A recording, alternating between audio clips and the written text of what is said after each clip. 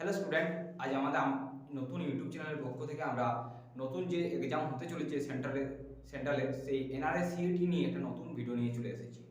NRS CET নিয়ে বিভিন্ন ইউটিউবে যেসব তথ্য পাওয়া যায় তা কিন্তু সাফিসিয়েন্ট নয়, তাই এনআরএস সিইটি সম্পর্কে সব কিছু জানতে হলে অবশ্যই আমাদের এই ভিডিওটি দেখো এবং লাইক এবং সাবস্ক্রাইব করো চ্যানেলটিকে এবং বন্ধুদের সঙ্গে যত সম্ভব শেয়ার করো। এনআরএস সিইটি কি? আগে আমরা জানতাম যে সেন্ট্রালে মেনলি যে রিক্রুটমেন্ট হয় তিনটে রিক্রুটমেন্ট এজেন্সি সে রিক্রুটমেন্ট করায়। একটা হচ্ছে এসএসসি বা স্টাফ সিলেকশন কমিশন, এটা হচ্ছে রেলওয়ে রিক্রুটমেন্ট বোর্ড যা রেলের নেয়, আর হচ্ছে আইবিপিএস যেটা হচ্ছে ব্যাংকের নেয়। এই এসএসসি তিন প্রকারের পরীক্ষা হয়। 10 লেভেলের হয় যেটা, সেটার নাম দেওয়া হয় এমটিএস। 10+2 লেভেলের নাম জেনারেলি যেটা হয় সেটা হচ্ছে সিএইচএসএল, আর গ্র্যাজুয়েশন লেভেলের যেটা হয়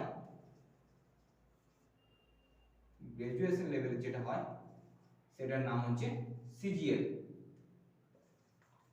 ঠিক সেরকমই রেলওয়ে গ্রুপ ডি আছে 10 লেভেল, 10+2 লেভেলের আছে, আবার গ্র্যাজুয়েশন লেভেলের আছে। আর আইবিপিএস এরও সেরকম ক্লার্ক আর পিও, এই তিন প্রকারের एग्जाम আমাদের আছে। এসএসসি আর আরআরবি আর আইবিএস এই তিনটি রিক্রুটমেন্ট এজেন্সি সাধারণত আমাদের সেন্ট্রালের সমস্ত পরীক্ষাগুলোকে কন্ডাক্ট করে। কিন্তু এখন তারপরে যেটা হয় আর কি, একটা ছেলেকে এসএসসির জন্য বিভিন্ন এক্সামের জন্য বিভিন্ন ফর্ম ফিল আপ করতে হয়, রেলওয়ের জন্য বিভিন্ন ফর্ম ফিল আপ করতে হয়, তারপরে আবার আইবিপিএস এর জন্য বিভিন্ন ফর্ম ফিল আপ করতে হয়। তার জন্য একটা ছেলের প্রতি ফর্ম ফিল আপের যে চার্জ হোক বা পরীক্ষা দেওয়ার যে খরচা বা পরীক্ষা দেওয়ার যে সময়, বিভিন্ন বারবার পরীক্ষা দেওয়ার যে হায়রানি, সে হায়রানির শিকার হতে হয়। একটা ছেলেকে প্রিলিমিনারি টেস্টের জন্য সে প্রিলিমিনারি টেস্টে পাস করবে না করবে সেটা জেনেই তাকে কিন্তু প্রচুর পরীক্ষা দিতে হয়। এই সমস্যার সমাধানের জন্য আমাদের সেন্ট্রাল গভর্নমেন্ট কিন্তু এবারের আগের বছর বাজেটে যেটা করেছে, এই তিনটে রেলওয়ে রিক্রুটমেন্ট বোর্ডের যেটা প্রিলিমিনারি বড় তিনটে বোর্ড যেটা এসএসসি বা রেলওয়ে রিক্রুটমেন্ট বোর্ড বা আইবিএস, এদের যে প্রিলিমিনারি পরীক্ষা হলো সবগুলো আলাদা আলাদা, সেই প্রিলিমিনারি পরীক্ষাটাকে কিন্তু তুলে দিয়েছে। সেই জন্য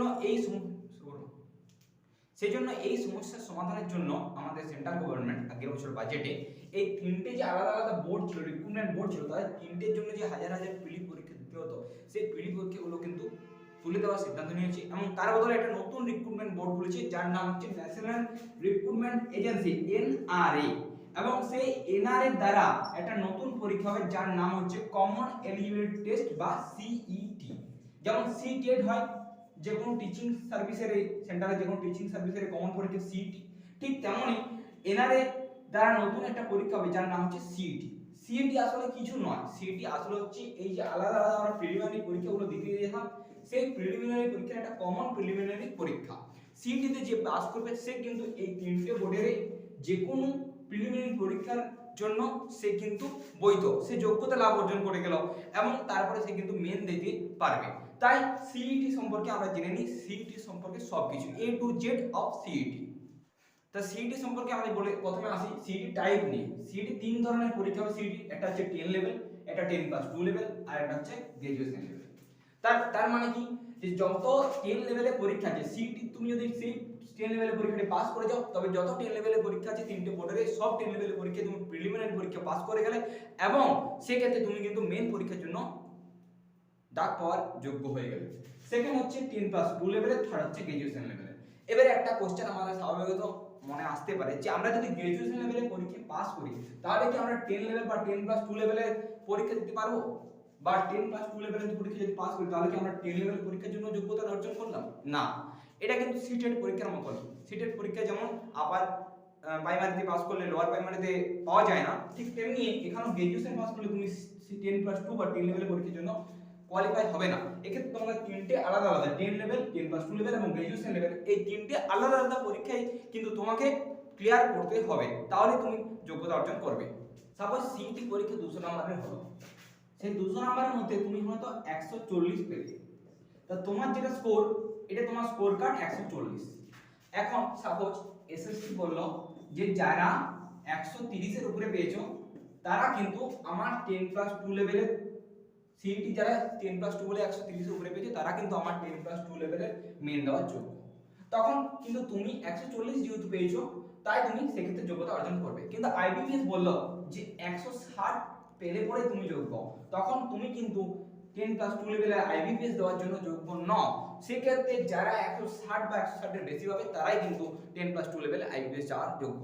তো তোমার এই স্কোরটার ভ্যালিডিটি কিন্তু 3 ইয়ার। এই স্কোরটার ভ্যালিডিটি কি? এই স্কোরটার ভ্যালিডিটি 3 ইয়ার। 3 ইয়ারের মধ্যে এই স্কোরটা তুমি কাজে লাগাতে পারো। তার মানে এবার তুমি কি ভাবলে যে আমার একটা পরীক্ষায় 140 হয়ে গেল, তাহলে আমি বেসিক পরীক্ষাগুলো ডাক পাচ্ছি না, তাহলে 3 বছর কি আমার অটোমেটিক্যালি লস যাবে? না, তা নয়। এই ক্ষেত্রে কিন্তু সিইটি বলেছে যে তুমি আনলিমিটেড অ্যাটেম্প্ট ইউজ করতে পারবে, ইনফিনিটিভ অ্যাটেম্প্ট। এবং সেক্ষেত্রে তুমি যদি ইনফিনিটিভ অ্যাটেম্প্ট ইউজ করো এবং সেক্ষেত্রে তোমার যে মার্কসটা বেশি, যে সিইটিতে তোমার যে লেভেলের যে মার্কসটা বেশি, সেই সিইটি সেই লেভেলের সেই মার্কসটাকে কিন্তু তুমি ইউজ করতে পারবে যে কোনো পরীক্ষায় অ্যাপ্লাই করতে বা যে কোনো মেন পরীক্ষার অ্যাপ্লাইয়ের ক্ষেত্রে। এবার আমরা চলে আসি সিইটি পরীক্ষা কখন হবে, কিভাবে হবে সেই সম্পর্কে। সিইটি পরীক্ষা যেটা বলা হয়েছে বছরে দুবার করে হবে, দুটো পরীক্ষা হবে প্রত্যেক বছর, 6 মাস অন্তর দুটো করে পরীক্ষা হবে। সেকেন্ড, সিইটি পরীক্ষা কিন্তু একটা সুবিধা, আগে আমাদের সেন্ট্রালে বেশিরভাগ পরীক্ষাগুলো কি হতো যে হয় হিন্দি নাহলে ইংলিশ ল্যাঙ্গুয়েজ ব্যবহার করতে পারতো। তার ফলে আদার যে ল্যাঙ্গুয়েজের অধিবাসীরা, বিশেষ করে দক্ষিণের মানুষদের বা আমাদের ওয়েস্ট বেঙ্গলের প্রচুর অসুবিধা হতো। সেই জন্য এখন সিইটি কি ঘোষণা করেছে, এনআরএ ঘোষণা করেছে যে সংবিধানের 18 নম্বর তফসিলে বর্ণিত যে 22টা সাংবিধানিক ভাষা আছে আমাদের ভারতবর্ষে, সেই 22টা সাংবিধানিক ভাষায় কিন্তু সিইটির কোশ্চেন হবে। তাই ভাষা নিয়ে চাপ নেওয়ার কোনো প্রয়োজন নেই, তুমি নিজের ভাষায় পড়াশোনা করতে করো এবং সেক্ষেত্রে তুমি কিন্তু সিইটিতে কিন্তু খুবই একটা ভালো সুযোগ পেয়ে যাবে। আর একটা কি, আর একটা হচ্ছে সেন্টার নিয়ে। আগে আমরা দেখতাম ওয়েস্ট বেঙ্গলের মধ্যে শুধুমাত্র টিসিএস সেন্টার দিচ্ছে যে কোনো এসএসসির এক্সামে, বা ওয়েস্ট বেঙ্গলের ছেলে গিয়ে রেলওয়ের যে পরীক্ষা পড়ছে ভুবনেশ্বরে বা বিহারে বা মধ্যপ্রদেশে, বলা যেত না কোথায় কার পরীক্ষা পড়বে। এবং তারপরে পরীক্ষা দেওয়ার যে খরচা থেকে শুরু করে হয়রানি সব ক্ষেত্রেই কিন্তু আমাদের অনেক জটিল হয়ে যেত। তাই এখন কিন্তু এনআরএ সিইটি যেটা ঘোষণা করছে যে সারা ভারতে 1000 সেন্টার থাকবে এবং প্রত্যেকটা ডিস্ট্রিক্টে মিনিমাম একটা সেন্টার থাকবে। তার ফলে আমরা আশা করতে পারি যে এক ডিস্ট্রিক্টের স্টুডেন্টকে হয়তো সেই ডিস্ট্রিক্টে বা তার আশেপাশেরই কোনো ডিস্ট্রিক্টে পরীক্ষা দেওয়া হবে। এর ফলে আমাদের কিন্তু পরীক্ষা দেওয়ার যে খরচা বা পরীক্ষা দেওয়ার যে হয়রানি, সেই হয়রানির হাত থেকে কিন্তু আমরা বাঁচতে পারবো এই এনআরএ সিইটির মাধ্যমে। এবারে চলে আসি আমরা যেটা প্যাটার্নে, এনআরএ সিইটির প্যাটার্নে হবে। এনআরএ সিইটি পরীক্ষাটা কিন্তু অবজেক্টিভ প্যাটার্নে হবে, বা যেমন করে এসএসসির যে এক্সামগুলো বা আইবিপিএস এর যে এক্সামগুলো বা রেলওয়ের যে এক্সামগুলো হয়, সে অবজেক্টিভ প্যাটার্নে কিন্তু এনআরএ সিইটি প্রিলিমিনারি এক্সামটা হবে। এবং সেক্ষেত্রে আমরা বলে রাখি অবজেক্টিভ এক্সাম মানে ধরে নিতে পারো সেন্ট্রালের যে কোনো অবজেক্টিভ এক্সাম কিন্তু এখন অনলাইন মোডে হচ্ছে বা কম্পিউটার বেসড টেস্ট সিবিটিতে হচ্ছে। এখন সেকেন্ড হচ্ছে আমাদের এনআরএ সিইটি সিলেবাস। এইখানটায় কিন্তু কোনো ক্লিয়ার করা নেই আমাদের, যেখানে এনআরএ সিইটি সম্পর্কে বলা আছে। এই সিলেবাস সম্পর্কে আমরা তখনই জানতে পারবো যখন ফার্স্ট পরীক্ষা হবে বা সরকার নির্দিষ্টভাবে কিছু ঘোষণা করবে। আমরা দেখেছি এসএসসি পরীক্ষায় কি হয়, এসএসসি পরীক্ষায় ম্যাথ বা জিআই হাই কোয়ালিটিতে আসে, ওকে, জটিল লেভেলে আসে। আরআরবিতে কি হয়, জেনারেল স্টাডিজ আর সায়েন্স, এটা কিন্তু হাই লেভেলে আসে।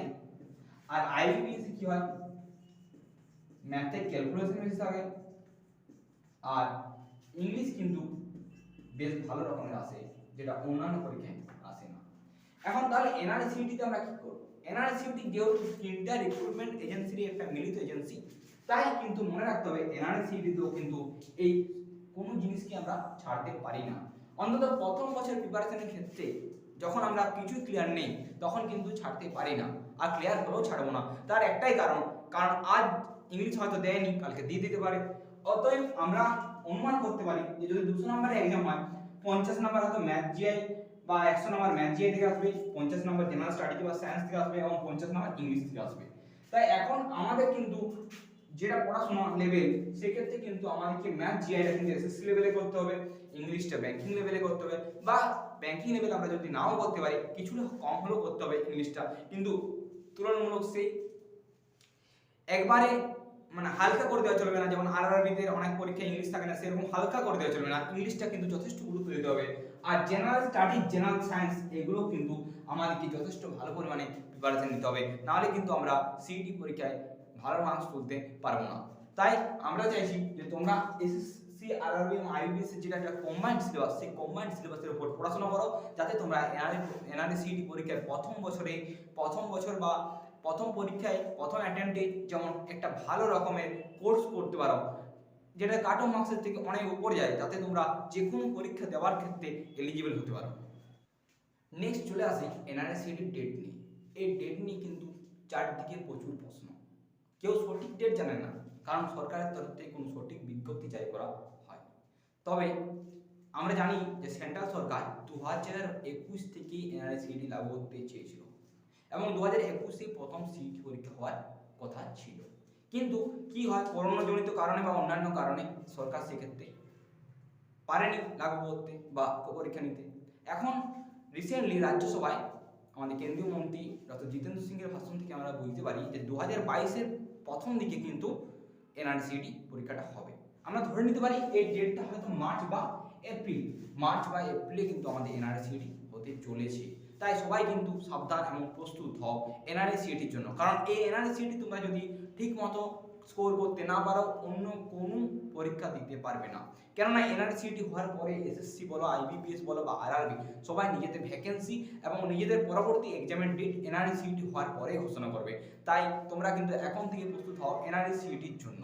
আমরা আমাদের ইউটিউব চ্যানেলে রেগুলার বেসিসে এনআরসিটি সমস্ত রকম অ্যানালিটিক্যাল এবং chapter wise, subject wise class নিয়ে আসবো। তোমাদের যা অসুবিধা তোমরা কিন্তু সেই ক্লাস থেকে আমরা যথেষ্ট পরিমাণে ক্লিয়ার করতে পারবে। কিন্তু আমি চাই সেক্ষেত্রে তোমরা যদি ক্লাস করতে চাও অবশ্যই আমাদের চ্যানেলটিকে লাইক এবং সাবস্ক্রাইব করো এবং বন্ধুদের সঙ্গে যত সম্ভব পারো শেয়ার করো। এনআরসিটি ক্লাস করতে হলে অবশ্যই ফলো করো আমাদের চ্যানেলটিকে, কেননা পশ্চিমবঙ্গের প্রথম বাংলা চ্যানেল যারা এনআরসিটিকে এত গুরুত্ব দিচ্ছে এবং এনআরসিটির সমস্ত বিষয়ের সব থেকে কোয়ালিফাইং ক্লাস নিয়ে আসছে, সেটা হলো কিন্তু আমাদের চ্যানেল। এবং তাই তোমরা কিন্তু এই চ্যানেলটিকে ফলো করতে থাকো এনআরসিটি পরীক্ষার জন্য। তাই আর দেরি নয়, আজকের থেকে পড়া শুরু এবং যে কোনো প্রয়োজনে যে কোনো কোশ্চেনে ফলো করো আমাদের ইউটিউব চ্যানেল। যদি কোনো জিনিস তোমাদের অসুবিধা হয় ইউটিউব চ্যানেল থেকে বুঝতে না পারো, অবশ্যই আমাদের সেন্টারের যে পার্সোনাল ফোন নাম্বার, এই ফোন নাম্বারে তোমরা কিন্তু কল করে সেই জায়গাটা ক্লিয়ার করে নিতে পারো। কিন্তু তোমরা ক্লাস ভালো করে করো। আর আমি চাই যে প্রথম বছর এনআরসিটিতে প্রথম অ্যাটেম্পটে তোমরা যেন একটা হায়ার স্কোর করো, যাতে ওয়েস্ট বেঙ্গল থেকে তোমরা কিন্তু এনআরসিটির যে কোনো মেন পরীক্ষার জন্য এলিজিবল হতে পারো। এই ক্ষেত্রে কিন্তু কম্পিটিশন অনেক হাই লেভেলে যাবে, তাই এখন থেকে সচেতন হও এবং পড়াশোনা করো। আর please like, share and subscribe our channel.